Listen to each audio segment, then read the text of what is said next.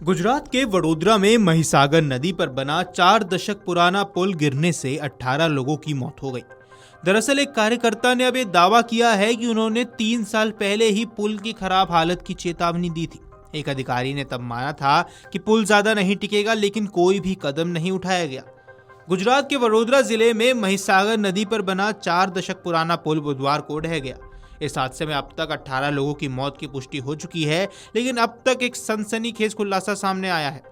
एक सामाजिक कार्यकर्ता ने अब यह दावा कर दिया है कि 3 साल पहले ही इस पुल की खतरनाक स्थिति को लेकर सरकार को चेताया गया था। एक अधिकारी ने उस वक्त माना भी था कि पुल ज्यादा समय तक नहीं टिक पाएगा। इसके बावजूद कोई भी कार्रवाई नहीं की गई, जो अब बड़े हादसे का कारण बन गई है। आपको बता दें कि युवा सेना नाम की संस्था चलाने वाले सामाजिक कार्यकर्ता लखन दरबार ने अगस्त 2022 में एक सरकारी अधिकारी से बात कर इस पुल की हालत को लेकर चिंता जताई थी। उन्होंने पुल को जल्द दुरुस्त कराने या नया पुल बनाने की मांग भी की थी।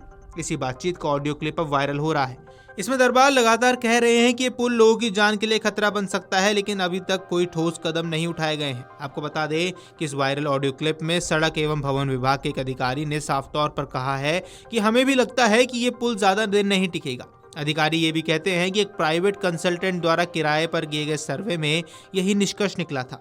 इसके बावजूद विभाग ने सिर्फ प्रस्ताव बनाकर उच्च अधिकारियों को भेज दिया, लेकिन पुल को बंद नहीं किया। जिस पुल की अब बात हो रही है वह आनंद और वडोदरा जिले को जोड़ने वाला मुख्य मार्ग था।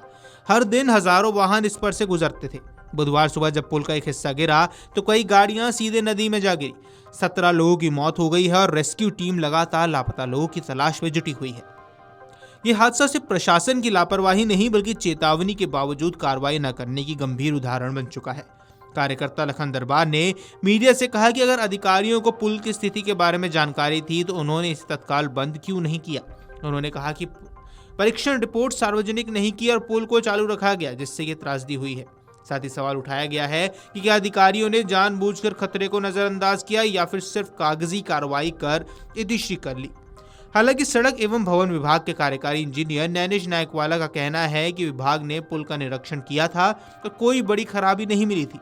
उन्होंने कहा कि पुल के एक हिस्से में बेयरिंग कोड की समस्या थी, जिसे पिछले साल ठीक कर दिया गया। उन्होंने ये भी कहा कि पुल को बंद करने के लिए कोई औपचारिक मांग भी नहीं की गई थी। पिछले 3 वर्षों में गुजरात में पुल गिरने से कई घटनाएं हो चुकी हैं। अक्टूबर 2022 में माछू नदी पर मोरबी पुल हादसे में 135 लोगों की मौत हुई थी। जून 2023 में तापी जिले में एक नया पुल गिरा। सितंबर अक्टूबर 2023 में भी 2 बड़े हादसे हुए, जिनमें जान माल का नुकसान हुआ। अगस्त 2024 में सुरेंद्रनगर जिले में एक और पुल ढह गया। इन सभी हादसों से सरकार और प्रशासन ने कोई ठोस सबक अब तक नहीं लिया है। गुजरात के वडोदरा में पुल गिरने की घटना के एक दिन बाद कांग्रेस ने अब बड़ा दावा कर दिया है। पार्टी ने कहा कि राज्य में पिछले 4 वर्षों में 16 पुल हादसे हो चुके हैं। कांग्रेस अध्यक्ष मल्लिकार्जुन खड़गे ने इसे बीजेपी सरकार की नाकामी, भ्रष्टाचार और असंवेदनशीलता का नतीजा बताया। पार्टी ने मुख्यमंत्री भूपेंद्र पटेल के इस्तीफे की मांग करते हुए कहा कि अगर सरकार ने एसआईटी जांच नहीं कराई तो कांग्रेस सड़कों पर उतरेगी। कांग्रेस विधायक जिग्नेश मेवाणी ने आरोप लगाया है कि आम जनता पहले ही पुल की खतरनाक हालत को देखकर चेतावनी दे चुकी थी, लेकिन सरकार ने अनदेखी की। उन्होंने कहा कि गुजरात में दुर्घटना के बाद से मुआवजे की रणनीति रह गई है। जनता की जान की कीमत सिर्फ 4 लाख रुपए बन गई है। कांग्रेस ने भ्रष्ट कंपनियों को ठेके देने के भी आरोप अब सरकार पर लगाने शुरू कर दिए हैं। गौरतलब है कि गुजरात के वडोदरा में महिसागर नदी पर बना 4 दशक पुराना पुल गिरने से 18 लोगों की मौत हो गई है। अब एक कार्यकर्ता ने एक बड़ा दावा किया है, जिसमें बताया जा रहा है कि 3 साल पहले ही पुल के खराब स्थिति को लेकर अधिकारियों को चेतावनी दे दी गई थी। Video desk amarujala.com।